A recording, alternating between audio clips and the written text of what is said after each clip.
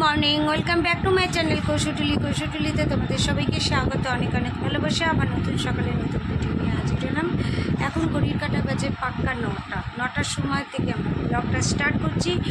আর এখন এই সারা দিনের কাজকর্ম তোমাদের সাথে শেয়ার করব। আর আজকে বুধবারে দাদাভাই পাউরুটি নিয়ে আসলো। পাউরুটি আর চা খাওয়া হচ্ছে। অলরেডি দাদাভাই খাওয়া হয়ে গেছে, হাফ চলছে দেখো এখানে। আর ওইখানে হচ্ছে ওরা কাজ করতে এসেছে, তা ওরা পাউরুটি চা খাচ্ছে, খেয়ে আবার কাজে লাগবে। কালকে তো আমি 5:30টার সময় স্নান করে ঘরে ঢুকলাম। আজকে কটা ঢুকি দেখি, কারণ হচ্ছে আজকের হচ্ছে বড় ঘরটা প্লাস্টার হবে। আর বাথরুমের মশলাগুলো পুরো বাথরুমের মধ্যে জমিয়ে রাখবে। তা প্রথমে ওরা বড় ঘরটা করছিলো, আমি বারণ করলাম। আমি বললাম যে এখন করবেন না, কেন এখনও অফিসে বেরোবে, আমি রান্না করছি, কেন পুরো রান্নাঘর বালি হয়ে যাবে, অসুবিধা হয়ে যাবে। ওই জন্য আমি বললাম আগে বাথরুমটা করে নিই, বাথরুমটার মালটা জমিয়ে রাখবে। তো তা ওইটাতে আজকে প্লাস্টার হবে না, হবে কালকে। আর তাহলে বড় ঘরটা বাথরুমটা করার পর বড় ঘরটা হয়ে যাবে। তো চলো।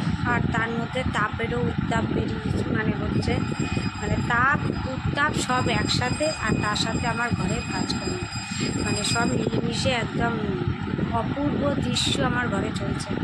চলো, পরে আবার দেখা হচ্ছে। বক বেশি হয়ে যাচ্ছে, অনেকের ভালো লাগে, অনেকের ভালো লাগে না, সেটা আমি জানি ভালো মতো। তা চল চট করে চাটা খেয়ে এবার রান্নাটা আজকে করেছি ভেন্ডি আলু ভাজা আর হচ্ছে ডিমের তরকারি। আর 2 ডিম কম ছিল, তা দাদাভাইকে বললাম তাহলে রাত্রেবেলা নিয়ে এসো। ও নিয়ে আসবে, তখন ডিমের অমলেট করে আর এই চুলের মধ্যে দিয়ে দেবো। একেবারে দুবেলা চুলটা করে রাখছি।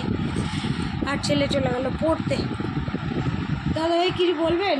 দাদাভাইয়ের খাওয়া শেষ, কমপ্লিট। ওইগুলো নিয়ে নাও না। চলো পরে দেখা। দেখো আমরা কোথায় বসে আজকে খাওয়া দাওয়া করছি, রান্নাঘরে। কারণ হচ্ছে ওই ঘরে এখনও কাজ ওদের শেষ হয়নি, বাথরুমই এখনও করে যাচ্ছে কমপ্লিট। তা ভেন্ডি আলু ভাজা দিয়ে আর ভাত দিয়ে, আর এখানে ডিমের কারি। এই গরমের মধ্যে হাওয়ার পাখারও স্পিড কমে গেছে সব। চলো পরে আবার দেখা হচ্ছে তোমাদের সাথে। এখন যাচ্ছেন নাচের ক্লাসে, আর ওই আসবে, এসে আবার পড়তে যাবে। আজকে আবার সায়েন্স পড়া আছে। আর এখানে সব মশলা টশলা মাখিয়ে রেখে গেছে, খেতে গেছে। আসবে, ঘরের অবস্থা বেহাল একদম।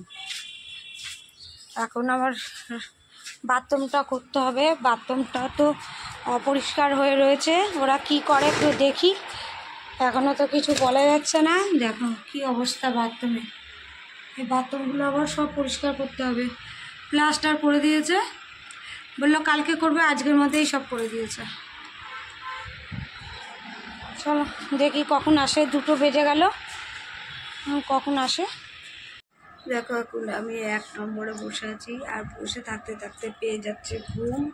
ওদের এখনও কাজ শেষ হয়নি। তা খেয়ে সেই বড় ঘরটা এবার ধরেছে।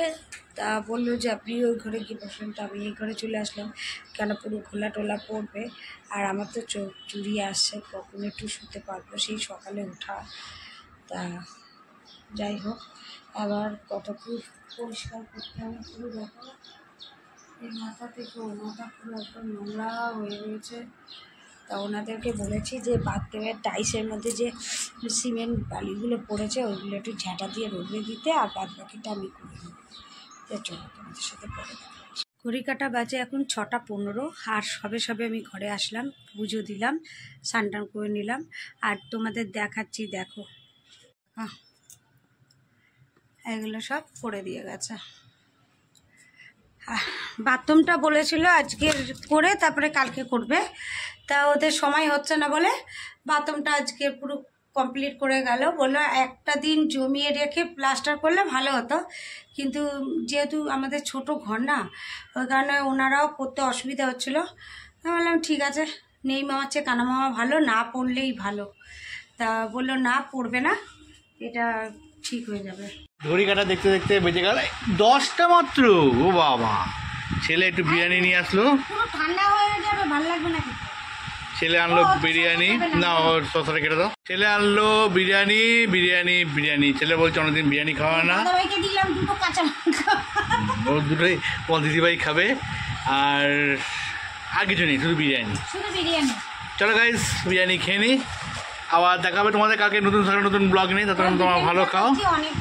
অনেকদিন পর তো দেখা হবে কালকে নতুন সকালে নতুন ব্লগ নিয়ে। ভালো খাও, সুস্থ থাকো, এই আর আমাদের পাশে থাকো, সাপোর্ট করো। চলো টাটা বন্ধুরা।